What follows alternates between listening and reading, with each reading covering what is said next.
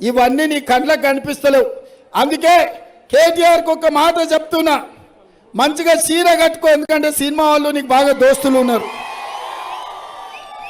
మంచిగా సోకులు తయారుగా బస్ స్టాండ్కు రా, బస్సు ఎక్కు, చింతమడకకో సిరిసిల్లకో పోతా అని అడుగు. నిన్ను టికెట్కు కండక్టర్ పైసలు అడిగితే మా 6 గ్యారెంటీలు అమలు కానట్టే. సిల్లి గవ్వ అడగకుండా చీర కట్టుకున్నందుకు నిన్ను తీసుకెళ్లి సిరిసిల్లలు ఇచ్చిపెడితే మా 6 గ్యారెంటీలు అమలు అయినట్టే. నువ్వు సిద్ధమా కేటీఆర్? అంతే కదా, అంతే కదా, అంతే కదా. అందుకే మా యువకులకు చెప్తున్నా, మళ్ళీ ఆయన దగ్గర చీర గాజులు ఉన్నాయో లేవో ఏదన్నా మీరు పోస్టులో పంపించండి కేటీఆర్కు. అందుకే మిత్రులారా, ఇవాళ 6 గ్యారెంటీలు అమలు చేసినాం, రాష్ట్రాన్ని అభివృద్ధి చేయాలనుకుంటున్నాం.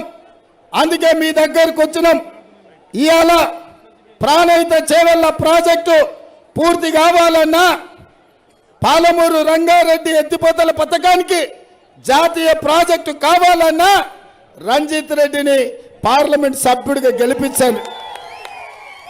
ఇవాళ మెట్రో రైలు నాగోల్ నుంచి ఎల్బీ నగర్ నుంచి చాంద్రాయణగుట్ట, చాంద్రాయణగుట్ట నుంచి ఇంటర్నేషనల్ ఎయిర్పోర్ట్ కందుకూరుకు మెట్రో రావాలంటే రంజిత్ రెడ్డికి ఓటేసి గెలిపించండి. అదే విధంగా వికారాబాద్లో పుట్టి నేరచర్లలో ముగుస్తున్న మూసీ నది ఇవాళ మురికి కూపంగా మారింది. అది సుందరమైన నదిగా నిరంతరం నీళ్లు ఉండాలి, అభివృద్ధి జరగాలి అంటే కేంద్రంతో నిధులు తెచ్చుకోవాలి. అబద్ధానికి మధ్యన జరుగుతున్న ఎలక్షన్ ఇది. అక్కడ వ్యక్తులు ముఖ్యం కాదు, పార్టీ మన పార్టీ నిలవాలి, గెలవాలి. మనం రేపటి రోజున గల్లా ఎగిరేసి నడవాలి మళ్ళీ తంగలపల్లిలో అంటే తప్పకుండా ఈ ఎలక్షన్ లో మెజారిటీ తెచ్చుకోవాల్సిన అవసరం ఉంది.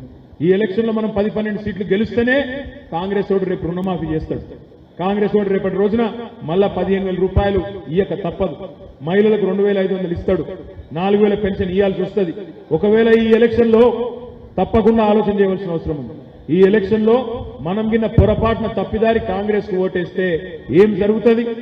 నేను ఏ పని చేయకపోయినా, పచ్చి అబద్ధాలు ఆడినా, కేసీఆర్ ను తిట్టినా, బూతులు మాట్లాడినా ఇవాళ నాకే ఓటేసిండ్రంటే ఏ పని చేయాల్సిన అవసరం లేదు.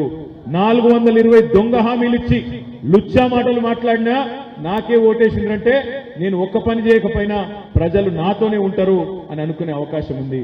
అందుకే మీ అందరు నేను కోరేది, ఇట్లాంటి లుచ్చా మాటలు మాట్లాడే లుచ్చా నాయకుడు రేవంత్ రెడ్డికి రేపు బుద్ధి చెబుదాం, గట్టిగా ఓటుతో కాంగ్రెస్ పార్టీని పాతరేద్దాం. అదేవిధంగా 10 ఏళ్లు గాలి తిరుగుడు, గాలి ముచ్చట్లు మాట్లాడిన బండి సంజయ్ కూడా ఈ ఎలక్షన్ లో నరేంద్ర మోడీకి, బండి సంజయ్ కూడా బుద్ధి చెబుదాం. తప్పకుండా మన గులాబీ కండువా ఉంటేనే తెలంగాణకు శ్రీరామ రక్ష అనే మాట అందరం గుర్తుపెట్టుకుందాం, గట్టిగా పనిచేద్దాం. ఈ 5-6 రోజులు గట్టిగా దండలాడితే తప్పకుండా మనకు మంచి ఫలితాలు వస్తాయి. మీ అందరినీ నేను ప్రార్థించేది ఒకటే, ఉంటాయి చిన్న చిన్న ఊరన్నంగా చిన్న చిన్న బాధలు ఉంటాయి, ఎప్పటికీ అయిపోవు సమస్యలు. ఏదో ఒక సమస్య ఉంటుంది, ఒకటి పోతే ఒకటి వస్తుంది, అది పోతే ఇంకోటి వస్తుంది. ఒక సమస్య పోగానే ఇంకోటి మోపవుతుంది. నేను మిమ్మల్ని ప్రార్థించేది ఒకటే, మనం ఇప్పుడు మన ఊళ్ళో చిన్న చిన్న పంచాయతీలున్నా, ఒక ఫలానా ఆయన పెత్తనం ఉంది, నాకు పెత్తనం ఇస్తలేరన్న బాధున్నా, లేదా ఫలానా పని నేను అడిగినా అది కాలేదన్న బాధున్నా, ఈ నిమిషానికి తాత్కాలికంగా వాటిని అదింపెట్టుకునైనా సరే మనం గట్టిగా కష్టపడితే ఒక 10-12 ఎంపీ సీట్లు కొడితే తప్పకుండా 6 నెలల లోపలనే తిరిగి కేసీఆర్ గారు రాష్ట్ర రాజకీయాన్ని శాసించే పరిస్థితి వస్తుంది.